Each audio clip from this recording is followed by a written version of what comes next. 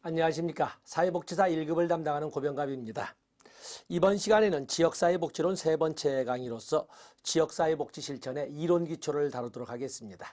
많은 이론 기초가 있지만 그 곧잘리기 문제도 다뤄지고 있기 때문에 우리가 꼭 한 번쯤은 잊고 넘어가야 할 영역이 되겠습니다.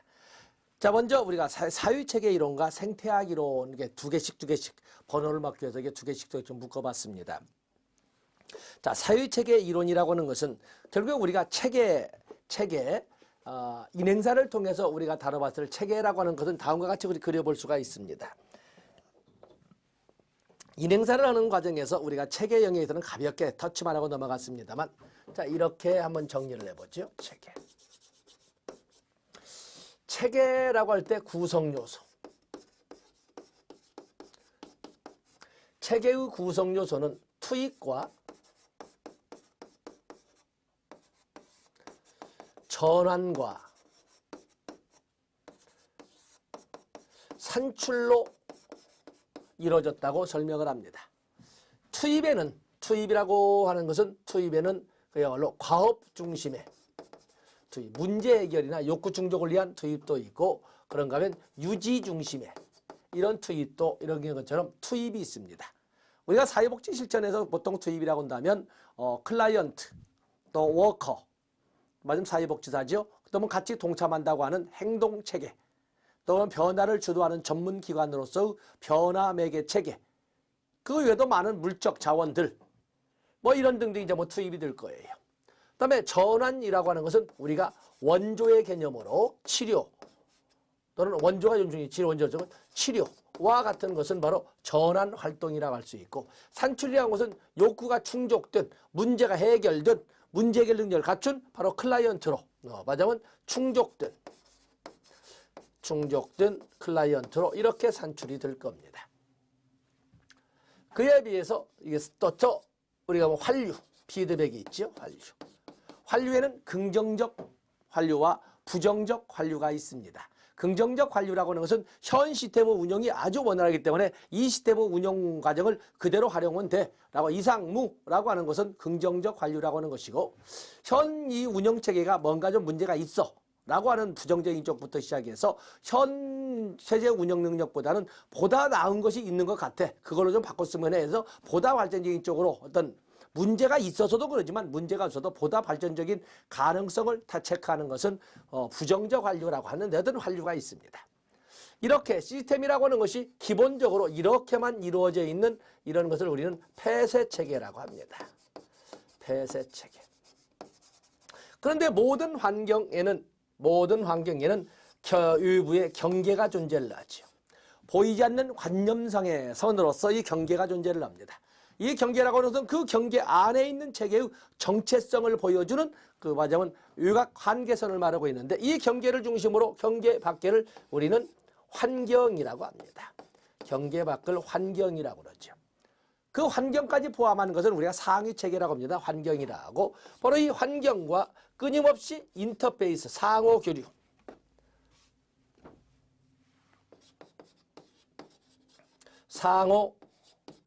교류를 한다면 이런 이 체계에다가 이렇게 경계를 중심으로 해서 환경과 상호 교류를 해나간다면 이제는 우리가 여기를 개방체계라고 이렇게 부르고 있는 겁니다. 개방체계라고 부르고 있는 거죠. 자, 이러한 구성요소 속에서 특징을 본다면, 많은 특징이 있지만 그래도 우리가 살펴봐야 될 특징을 살펴본다면, 특징에는 모든 체계는 수없이 많은 구성 요소들 간에 상호 의존적 관계에 있습니다. 상호 의존성이 있죠. 또 그런가 하면 모든 체계는 유계가 있습니다. 자기의 기본 체계와 자기를 둘러싼 환경까지 포함한 그 체계는 상위 체계라고 합니다. 그래서 모든 체계는 이렇게 유계가 있고, 그리고 캐스틀러가 말하자면 혼론적 성격을 또 하나의 특징으로 합니다. 모든 체계는 그 자체로 독립된 전체이면서도 동시에 상위 체계 일부분에 불과한, 전체이면서도 부분이고 부분이면서도 일부인, 부분이면서도 전체인, 일즉다 다즉일, 또는 티끌이 시방이고 시방이 티끌인, 바로 이런 그 개념이 혼론적 성격입니다. 또 그러면 모든 체계에는 엔트로피적 성격이 있습니다. 언젠가는 사라질, 언젠가는 소멸할 수밖에 없는 엔트로피적 성격도 있지만 동시에 네트로피 또는 네겐트로피, 네가티브 엔트로피라고 그러죠. 여기는 소멸, 절반된 여기는 발전.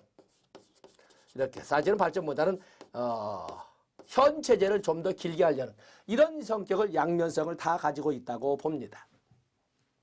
그리고 모든 체계는, 그렇기 때문에 폐쇄 체계는, 세계 체계는 오직 엔트로피만 존재를 하지. 환경과 상호작용 없이 현재 있는 것만 가지고 계속 환류하다 보니까 언젠가는 다뤄져서 없어지게 될 거예요. 바로 그것을 폐쇄 체계에서 엔트로피만 가지고 설명하는 것이고, 그에 비해서 이 개방 체계는 네겐트로피도 존재할 거예요. 엔트로피도 당연히 있지만 외부로부터 필요한 자원이나 에너지를 유입시킨다는 점에서 상호 교류를 설명할 수 있다면 네겐트로피도 존재를 한다. 다음에 모든 체계는 안정상태를 특징을 합니다. 안정상태를 특징을 하는 거지. 정태적 개념으로서는 안정상태. 동태적 개념으로서는 일정 상태를 유지하기 위해서 끊임없이 에너지를 사용하는 이런 경향성을 보이고 있는데, 그것을 평형과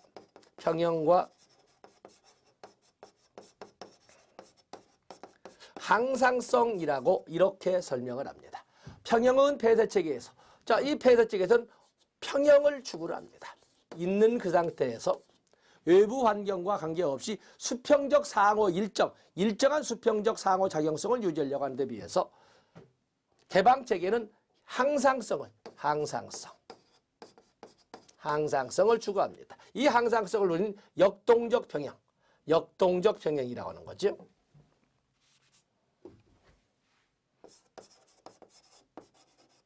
역동적 평형이라고 이렇게 설명을 합니다. 역동적 평형. 또 그러면 이 상호 의존성, 상호 작용성 속에서 시너지 효과와 같은 것도 등장을 하고, 또는 다중 종결성도 등장하고 균등 종결성도 등장을 합니다. 같은 에너지나 같은 투입을 해도 전혀 다른 결과를 야기해도 한다. 이거는 다중 종결성입니다. 다중 종결성. 또 그런가 하면은, 또는 다양한 투입을 서로 다르게 했음에도 불구하고 일정한 방향으로 오는 균등 종결성도 있습니다. 모든 체계는 균등 종결성도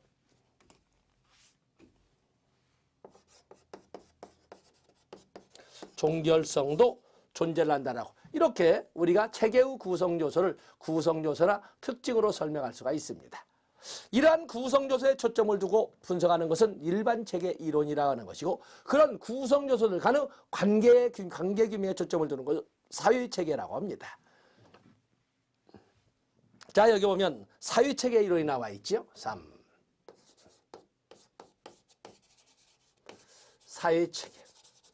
사회체계라는 것은 일반 체계 이론과는 달리 사회 구성요소들 간의, 사회체계들이죠. 구성요소들 간의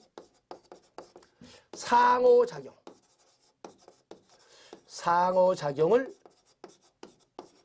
강조합니다. 구성요소들 간의 상호작용을 강조하는 것이 바로 이게 되겠어요. 또 그러면 이들은 하나의, 물론 개방적 체계를 기본으로 설정을 하고 있습니다만, 자, 교재를 보겠습니다. 상호작용을 하는 부분들은 하나의 전체 체계를 만들며, 전체 체계는 다시 부분들에게 영향을 미침으로써 부분과 전체는 불가분의 일체가 된다. 부분임에서도 전체이고 전체임에서도 부분에는 혼론적 성격도 있지만, 이렇듯 순환적 인과성, 부분에서 일어난 조그만 사소한 파동은 결국에 그것이 점차 떨림이 커져서 전체에 영향을 미치게 되고, 그 전체의 영향을 받아 변한 전체의 흐름사 또는 변화라고 하는 것은 다시 구성요소 하나하나에 영향을 미치게 되는, 바로 이것을 순환적 인과성,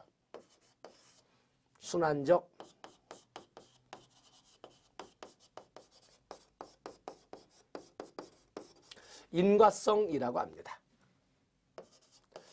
탈코트 파슨스의 사회체계. 탈코트 파슨스는 사회체계로 문화체계, 사회체계, 인격체계, 그리고 행동적 유기체로. 행동적 유기체로 이렇게 위계를 잡아서 사회체계의 유형을 설명을 했습니다. 그러면서 팔코트 파슨스는 사회체계의 기능으로 아지를 설명을 했어요. 아지. 모든 사회체계는 이렇게 아답테이션이라고 하는 적응 기능, 또는 골 어테인먼트, 목표 달성 기능, 인테그레이션, 통합 기능, 그리고 레이턴트 패턴 메인티넌스, 잠재된 유형의 유지 기능, 유형 유지 기능이죠. 이러한 4개의 기능, 아질 기능을 제시하는 것이 바로 탈코트 파슨스가 되겠어요. 자, 이게 되겠습니다. 자, 보겠습니다.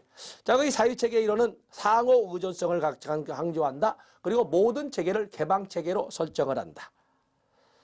여기 보면 또 1번에 2번, 2번에 1번이 같은 말이 나와 있습니다만, 사회체계의 1구성 요소의 어떤 움직임은 서서히 전체에 영향을 미치게 되고, 그 영향을 받아 변한 전체의 변화는 구성원, 구성요소 하나하나에 또 영향을 미치게 된다라는 말을 1번에 2번, 2번에 1번에서 설명을 했습니다. 그래서 저희 사회체계 이론이 나오면 체계의 개념으로 설명하시면 됩니다.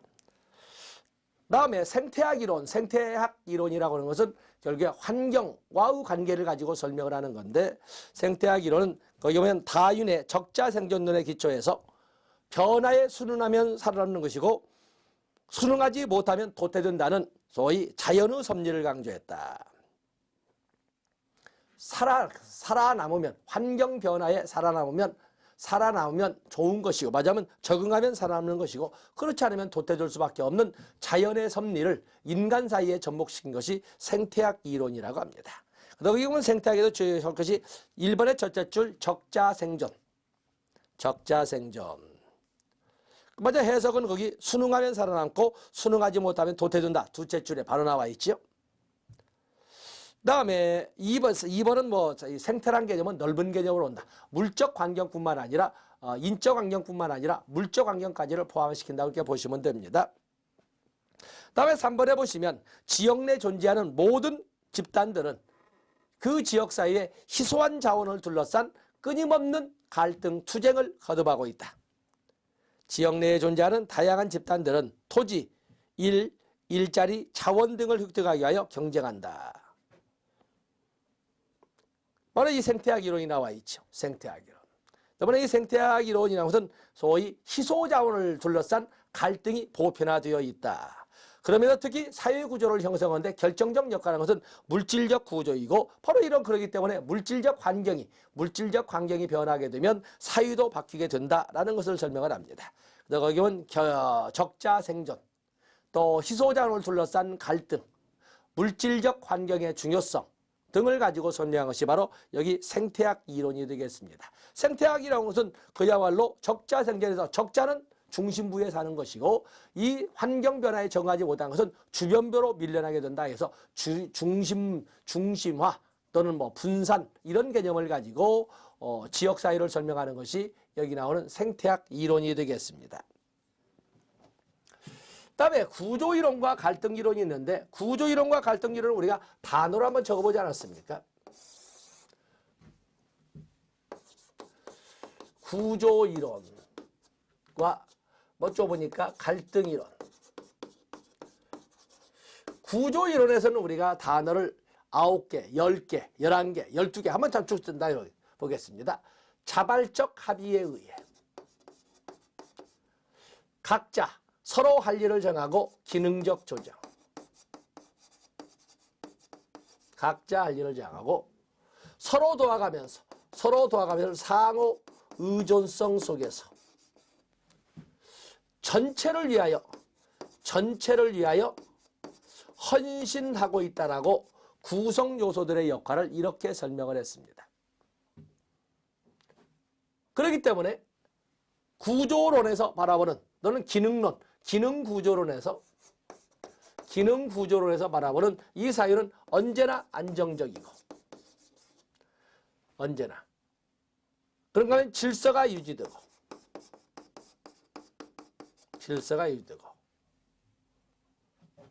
조화와 균형 속에서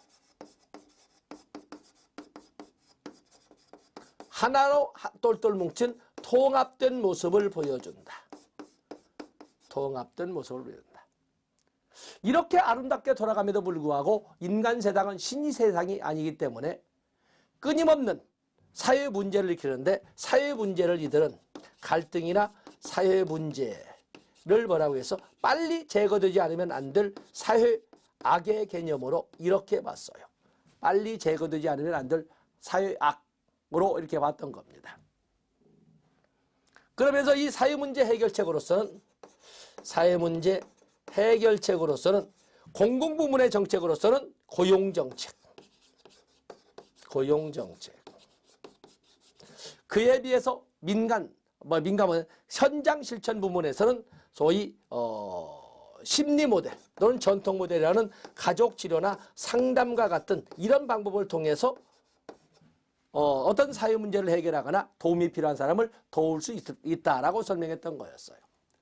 그에 비해서 갈등론은 여기서 빠진 것, 구조기능론에서 말하면 사회 문제의 원인은 어디서 봤어요? 부적응에서 봤죠. 부적응이란 단어에서 사회 문제의 발생 원인을 찾아냈습니다.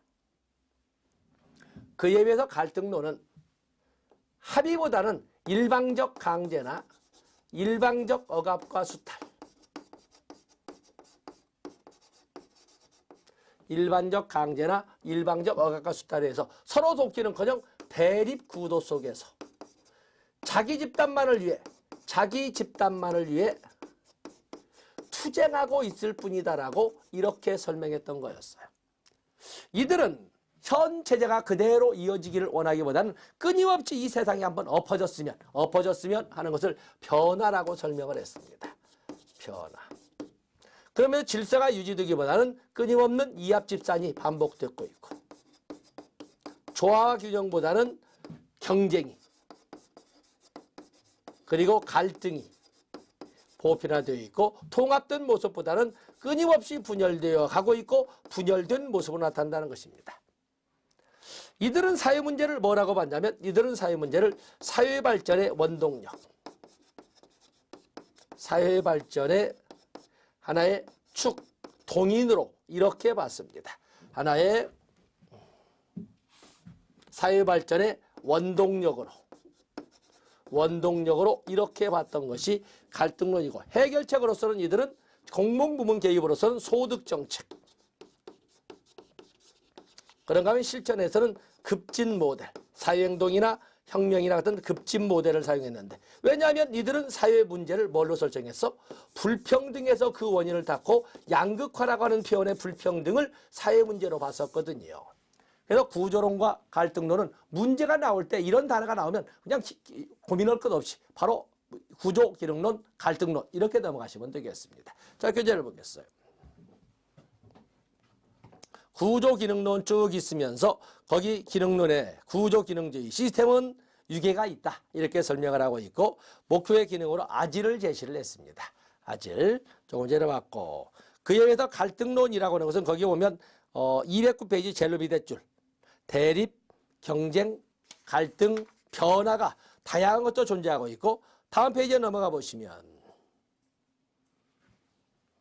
갈등이나 사회 문제를 이 갈등론에 어떻게 보냐면, 갈등이나 사회 문제를 사회의 지역 말하자면 불평등 구조로 인해서 야기된 것이다. 지나친 차원의 지나친 양극화가 이 사회 문제를 만든 것이다. 그러면서 이러한 현실들은, 그렇다고 해서 이러한 불평등으로 야기된 문제들은 어쩌다 발생하는 것이 아니라 언제나 인간 사회에는 상존하는 현상이다. 거기 보면 보편적 현상이다 이런 말 쓰지 않습니까? 상존하는 현상이라고 보고 있습니다. 그래서 갈등 이론의 가정 보면 거기 보면 경쟁 있죠? 경쟁이란 말이 나와 있습니다. 거기 보면 4번에 지역사회 복지사들은 가지지 못한 자들이 의사결정 과정에 집합하도록 노력해야 된다. 가지지 못한 자들도 의사결정 과정에 참여하도록, 그걸 우리가 급여로 본다면 권력이 부여되어야 한다라고 설명할 수가 있습니다. 다음에 사회구성이론과 권력의존이론을 보겠습니다. 사회구성이론에는 우리가 일반적으로 바라보는 관점과는 전혀 다른 관점입니다. 우리가 보면 세상을 이끌어가는 어떠한 룰이라든지 지식이나 이론체계는 보통 소수 엘리트들이나 또는 정치 권부에 있는 자들에 의해서 또는 기득권을 가지고 있는 자들에 의해서 만들어졌다라고 지금까지 그렇게 배워왔었는데 이 사회 구성이론에서는 다른 이야기를 합니다. 자, 여기 보겠어요. 자, 사회 구성이론을 한번 여러분들이 보시면 자, 너무 멀리 가서 이게 반사 그렇습니다만 사회 구성이론. 이 지금까지는 이 사회 구성은 기득권층에 의해서 이루어졌다고 사회가 구성되어 왔었다고 설명을 했었는데 아니라는 겁니다. 자, 거기 여러분은 교재를 보시면 사회 구성이론은 우리가 살고 있는 사회나 현실은 기존 체제에서 소유된 주변부의 사람들이 만들어 간다. 사회는 소유된 주변부에 의해 맞으면 소유된 주변부 사람들에 의해 만들어졌다는 이론입니다. 기독교층에 의해서 만들어졌다든지 소수 엘리트들에 의해서 만들어진 것이 아니라 바로 소유된 주변부에 의해서 만들어져 왔다라고 설명을 하면서 이것을 사회건설이론 또는 사회현실건설이론이라고 합니다. 사회건설이론 또는 현실건설이론. 건설을 누가 했다?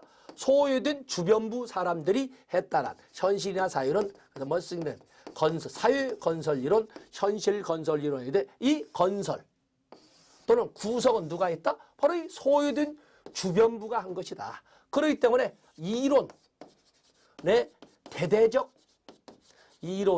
대대적 수정이 필요하다 하는 이론이 사회 구성 이론이 되겠어요. 세상을 만든 주체는 따로 있는데 오히려 손님처럼 와서 좌정하고 있는 자들을 주인처럼 표현하는 이론은 잘못되었다. 그래서 거기 3번에 보시면 2번에 보시면 기존의 사회과학적 인식의 틀을 거부하고 사회 주변부에 사는 사람들의 집단, 주변부에 사는 집단들의 삶과 관련된 지식 발전을 위한 기초를 제공했다. 현재 기존의 이론들은 주변부를 억압하기 위한 제도를 유지하는 것이므로 기존의 이론을 억압을 당연시하는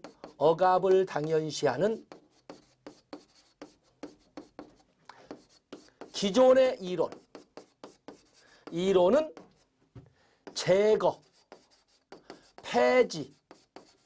폐지되어야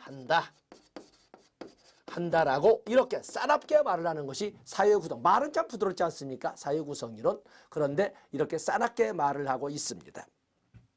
그래서 기존의 이론을 버리고 새로운 이론을 발전시켜야 된다. 정형화된 그런 정형화된 이론이 당연한 것처럼 절대성, 객관성, 획일성 이렇게 설명되는 모더니즘에서 벗어나서 새로운 다양성의 시대의 이념인 포스트 모더니즘을 받아들여야 된다. 거기 보면 포스트 모더니즘의 영향을 받았다.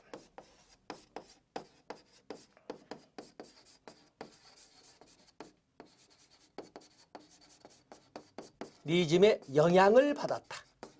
이런 것들이 바로 사회 구성 이론이 되겠고 포스트 모더니즘에서 강조하는 것은 개성 존중, 다양성 이거거든요. 그리고 탈정형이고 다양성이 되겠습니다. 바로 이런 또 똑같이 인식의 이 문제에 있어서도 어떤 사물을 바라볼 적에도 그 사물에 대한 의미는 그걸 바라보는 인식의 주체인 사람마다 다르다라고 하는 것도 우리가 설명할 게 바로 지식의 상대성이라고 하는 거죠.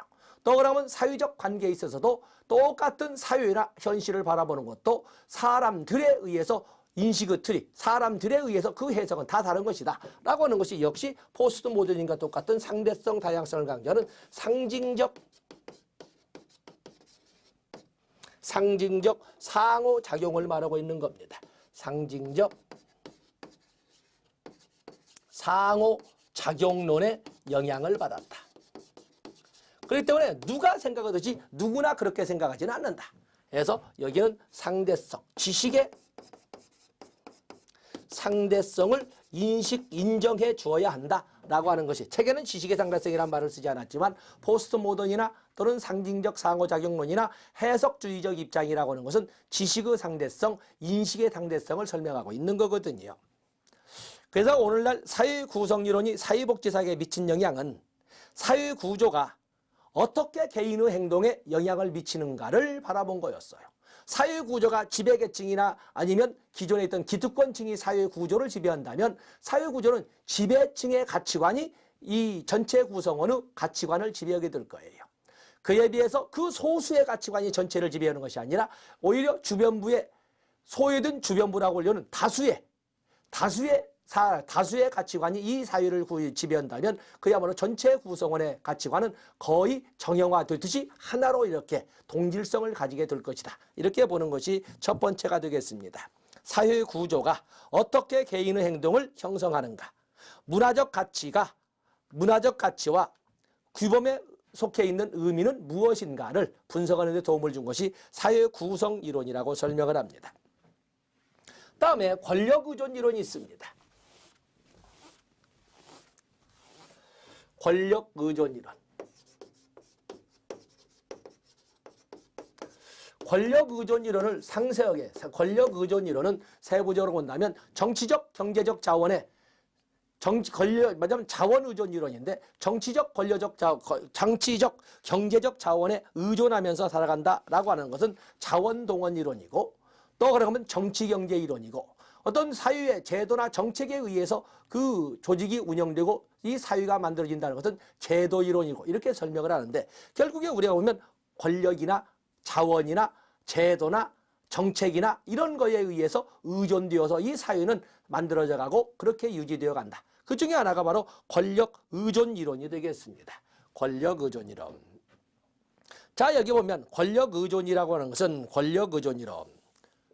권력 의존 이론이라고 하는 것도 결국에 생태학 이론에서 배운 것처럼 권력을 둘러싼, 희소 자원을 둘러싼 경쟁에서 살아남은 사람은 중심부에 살게 되는 것이고, 이 사유의 희소 자원이라고 해서는 권력이나 명예나 부나 또는 물질적 환경을 차지하지 못한 사람은 주변부로 밀려나게 되어 있다.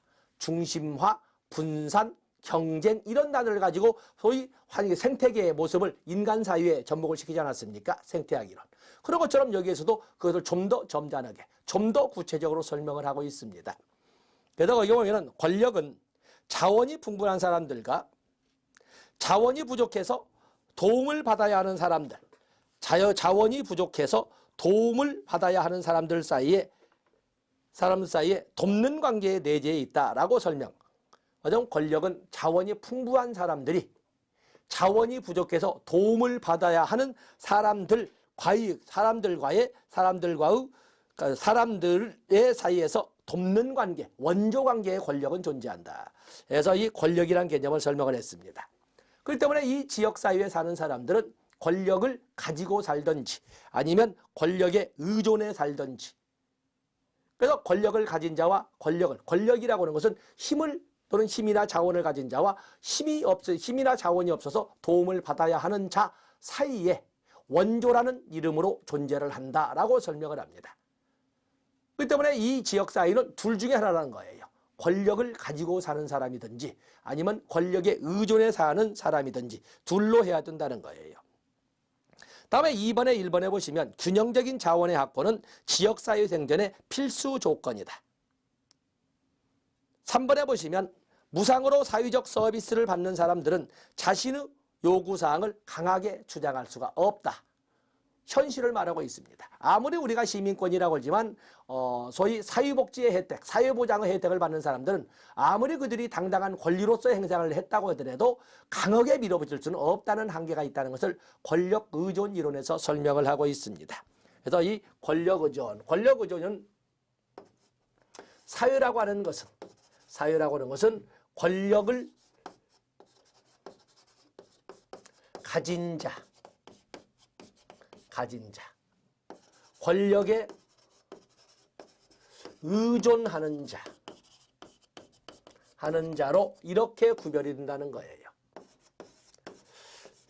권력 의존에서 말하는 권력이라고 하는 것은 원조란 이름, 자원을 가진 자가 자원을 갖지 못해 도움이 필요한 자를 돕는 원조라는 이름으로 이렇게 존재한다고 봅니다.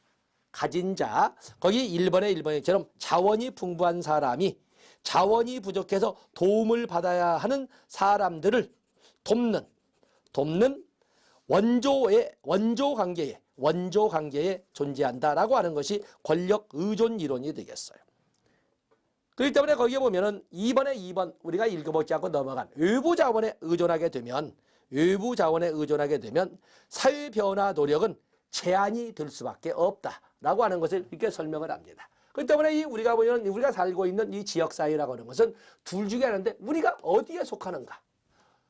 원조를 하는 자, 원조를 받는 자, 어디에 우리가 속하는가는 우리가 고민해 볼 필요가 분명히 있다라고 하고 현실은 이렇다라고 설명을 하고 있습니다. 그래서 원조 대상자들의 주장은 당연히 미약할 수밖에 없다. 자, 뒤에서 본다면 그러기 때문에 누가 개입해야 된다? 진짜 도움이 필요한 사람들은 자기들이 도움이 필요한 도움을 더 강하게 요구를 해야 되는데 그럴 수 없다는 점. 그래서 누가 필요하다? 그래서 이를 보조하는, 이를 대변할 수 있는, 이를 심어줄 수 있는 소위 워커가 필요하다. 이렇게 설명할 수 있는 것이 권력 의존 이론. 권력이 없는 사람은 정말 애타게 도움을 요청해야 되는데 힘있게 요청할 수가 없어요. 그 대신 요청할 수 있는 사람이 필요한데 그것을 우리는 사회복지사라고 할 수 있다. 이렇게 정리할 수가 있습니다. 페이지 넘어가 보시면 자원동원 이론이 나와 있습니다. 자원동원 이론. 거기 자원동원 이론을 보시면 소위 권력의 지역사회에 존재하는 권력에 의존하는 이론으로서는 권력 의존 이론도 있고 사회적 교환 이론도 있고 또 갈등 이론도 있고 그렇습니다. 그중에 특히 자원동원 이론. 어떤 자원을 가지고 있느냐. 자원, 그 자원을 얼만큼 동원할 수 있느냐가 그 사회의 지배, 비지배를 결정하게 될 건데 자 보겠습니다. 자원동원 이론은 지역사회복지란 조직 구성원의 확보 등 자원동원을 통해서 증진될 수 있다라고 본다. 인적 자원이든 물적 자원이든 간에 자원을 많이 동원하는 사람이 그 지역사회를 이끌어가고 또 지역사회 복지조차도 바로 자원동원을 통해서 현실화될 수 있다 하는 것이 자원동원 이론이 되겠어요. 그렇기 때문에 이 사회복지라고 하는 것은 사회복지에서는 결국에 자원을 동원하기 위해서 많은 지역사회의 사회운동가들이 활동을 하게 되는데 사회운동이라고 하는 것은 사회운동. 자, 2번에 1번. 사회운동은 많은 사람들이 생각할 때 뭔가 불만이 폭발되기 때문에 사회운동이 일어났다고 하는데 그게 아니다. 자원동원에서 보는 사회운동은 불만의 폭발로 사회운동이 야기되는 것이 아니라 그들의 주장이 정책 결정 과정에 반영되지 않았기 때문에 일어났다고 보는 것이 자원동원 이론이 되겠습니다.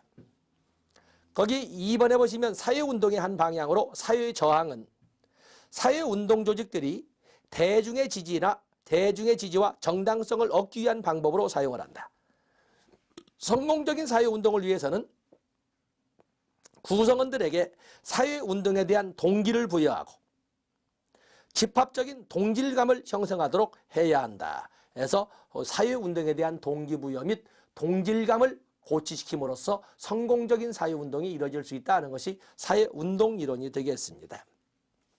어쨌든 1번에 대해서 설명한 것처럼 무슨 불평이나 불만이 폭발 지경에 이르러서 사회운동이 일어난 것이 아니고 그들의 주장이 정책 결정 과정에 반영되지 않음으로써 일어났다라는 점. 그런 점에서 4번 사회동원 이론은 불만의 팽배를 사회운동의 원인으로 봤던 기존의 생각들을 비판하게 되었다. 이렇게 1번을 가지고 1번과 4번을 연결시켜서 설명할 수가 있습니다.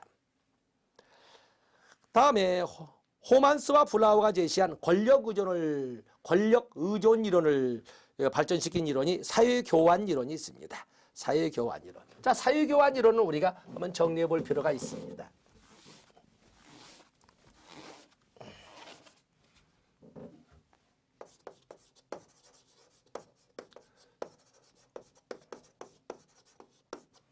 이 사회교환 이론은 호만스와 블라우가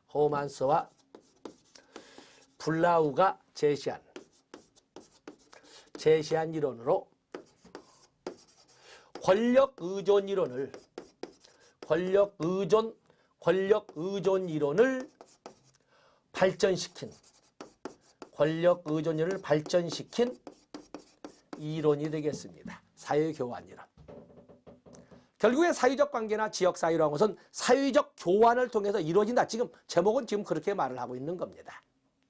그러면서 거기 보시면 인간은 어떤 존재냐면 사회교환 이론에서 바라보는 인간이라고 이들이 바라보는 인간은 아주 냉철한 합리적 존재이면서 합리적 존재로서 언제나 최대의 수익을 추구하는 경향성의 존재, 언제나 최대의 수익을 추구하는 존재라고 이렇게 인간들을 그렇게 평가를 했어요. 거기 보시면 배경으로 사람들은 물질적이든 비물질적이든 상호 교환 행위를 통하여 사회적 상호작용 관계를 형성해 가는데 이러한 사회적 관계는 비용과 보상의 토대를 둔다. 이런 용어들. 결국에 우리가 살고 있는 이 지역사회는 끊임없는 사회적 교환 관계를 통해서 이루어져 왔다. 사회적 교환에는 반드시 비용과 보상이 수반된다. 라는 것을 이렇게 설명을 했습니다. 당연히 이 지역사회는 모든 인간들 하나하나가 합리적 존재로서 최대의 수익을 추구하다 보니까 또 이런 최대의 수익을 추구하는 인간들이 서로 상호 교환적 관계를 통해서 이끌어가다 보니까 어느 누구는 지나치게 많은 비용을 부담하고 받는 보상은 거의 없는가 하면 어느 사람은 지나치게 많은 보상을 장악하면서 비용은 내지도 않는 사람도 있더라는 겁니다. 그래서 거기에 보면 하드캐슬이 권력의 불균형 해소 방안 권력의 불균형 해소 방안을 하드캐슬이 이렇게 제시를 했습니다만 권력의 불균형 해소 방향으로 5가지를 제시를 했어요. 경쟁, 재평가, 호혜, 또 그러면 연합, 또 강압, 이 경쟁 또는 재평가. 여기는 좀 심화학습이 되겠습니다만 서로에게 이익이 된다는 호혜 또는 연합 또는 강압 같은 이런 5개의 방법을 하드캐슬이 지역사회의 권력 불균형을 해결할 수 있는 전략으로 제시를 한 거였어요. 사회교환 이론입니다. 사회교환 이론. 그래서 여기 보시면 경쟁이라고 하는 것은 또 다른 보상의 원천을 개발하는 방법. 또다시 어느 한쪽이 너무 독과점을 가지고 큰 소리 딱딱 치면 또다시 라이벌 업체를 경쟁을 시켜서 보상의 원천을 개발하는 방법은 경쟁이라고 하고 또 그러면 비의 자원을 재평가해서 비의 지배를 회피하는 것처럼 또 다른 거기 보면 비의 지배를 회피하는 것처럼 아까 경쟁은 우리가 전에 대미 의존도나 대일 무역 의존도가 높다 보니까 너무 그대로 목소리가 커졌거든요. 그래서 이제는 보상 자원을 새로운 것을 개발을 하지요. 그렇게 해서 대중국 의존도를 높이거나 유럽 의존도를 이렇게 높이는 이런 방법을 통해서 경쟁을 시키는 거지요. 우리는 싼 것 받을 거야. 그래서 경쟁을 시키는 겁니다. 그런가 하면 재평가, 자원의 재평가를 통해서 그 자원을 가지고 큰소리 치는 놈들의 가치를 낮게 평가할 수 있는 그런 계기를 만드는 것이 바로 재평가가 되겠고 또 그 외에도 상호호혜나 연합 또는 강압과 같은 방법들이 있다. 그 정도만 보고 넘어가겠습니다. 다음에 페이지를 넘어가 보시면 이 지역사회의 이론으로서는 엘리트주의와 다원주의 이론이 있습니다. 엘리트주의와 다원주의 이론이라고 하는 엘리트주의라고 하는 것은 결국에 우리가 사회정책 이론에서도 본 적이 있었습니다만은 이 엘리트주의, 사회정책이나 이 복지국가나 사회복지라고 하는 것은 소수의 엘리트들이 그들의 머리를 쥐어짜서 만든 하나의 전략이자 음모이자 아니면 노력의 일환이다라고 하는 것이 엘리트주의입니다. 결국에 여기에서도 엘리트주의라고 하는 것은 결국에 지역사회도 우리가 몸을 담고 있는 지역사회도 누구에 의해서 이끌어지고 있다? 소수의 엘리트들에 의해서 이끌어지고 있다라고 하는 것이 엘리트주의가 되겠어요. 한번 보겠습니다. 엘리트 조직, 어떤 조직에서도 정책 결정에 참여하는 세력은 특정 소수로 국한되며 그들에 의해서 정책이 좌우된다. 소수 엘리트들에 의해서 사회정책이 결정된다 하는 것이 엘리트 이론이 되겠습니다. 정책은 집단 사이의 갈등이나 요구를 통해 만들어지는 것이 아니라 정책은 집단 사이의 갈등이나 요구로에 통해서 만들어지는 것이 아니라 왜냐하면 여기 집단 사이의 갈등이나 요구에 의해서 만들어진다고 하는 것은 그것은 어쩌면 다원주의 이론이 될 수도 있고 구성원들에 의해서 만들어진다는 이런 다원주의나 이익집단 정치 이론으로 만들어질 수 있죠. 그게 아니다. 정책이라고 하는 것은 소수의, 그것도 힘있는 또는 정책 결정 과정에 참여할 수 있고 힘있는 소수 엘리트들에 의해서 만들어진다. 똑같은 말을 계속 반복하고 있습니다만 거기에 엘리트주의의 적용을 보시면 정부나 군대나 경제연합조직이나 대규모 사회조직에서 조직을 이끄는 사람이나 집단을 엘리트라고 한다. 권력은 조직을 이끌고 통제할 수 있는 능력과 그 지위에 의해서 결정된다. 바로 그 권력을 소수 엘리트들이 가지고 있다 하는 것이 바로 엘리트 이론입니다. 자, 좋습니다. 바로 이 엘리트 이론을 비판하고 등장한다고 볼 수 있는 것이 다원주의 이론이 되겠어요. 사회정책이라고 하는 것은 소수 몇 명에 의해서 결정되는 것이 아니다. 우리가 몸을 담고 있는 이 다원주의 사회에 무수히 많은 이익집단들이 존재를 하는데 이 무수히 많은 이익집단들의 합의, 정치적 설득, 조정, 화해 등등의 이런 정치적 타협 과정을 통해서 만들어지는 것이다 하는 것이 다원주의 이론이 되겠어요. 거기 보시면 사회는 여러 독립적인 이익집단이나 결사체로 이루어져 있으므로 소수의 권력 엘리트들에 의해서 지배되기보다는 집단들 간의 경쟁, 갈등, 협력, 말하자면 무수히 많은 집단들 간의 정치적 타협이나 설득의 과정을 통해서 민주적으로 운영된다고 보는 것이 다원주의 이론이 되겠어요.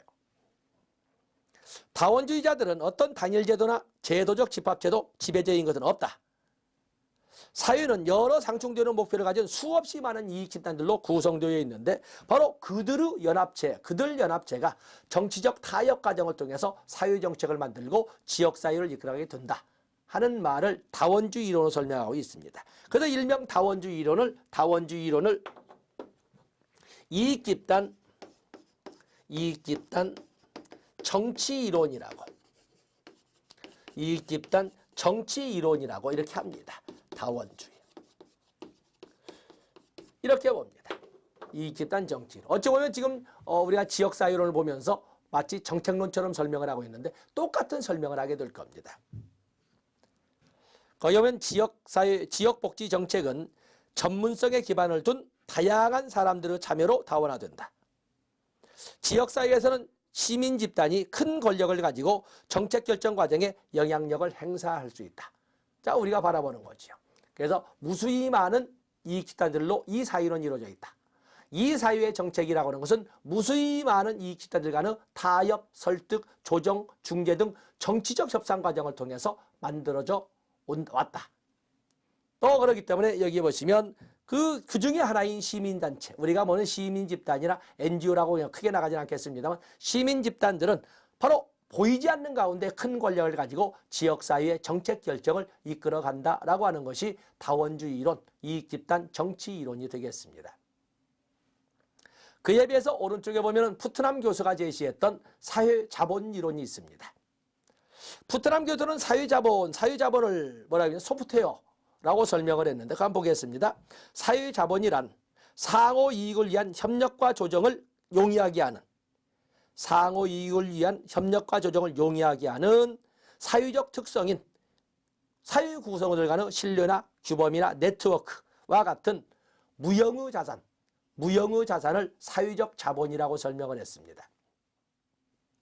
사회자본은 무형의 자산이지만 물리적 자본처럼 생산활동을 증진시키는 지대한 공헌을 한다. 또 4번에 보면 사회자본은 3번도 나와 다 그 사회자본의 역할을 하고 있습니다.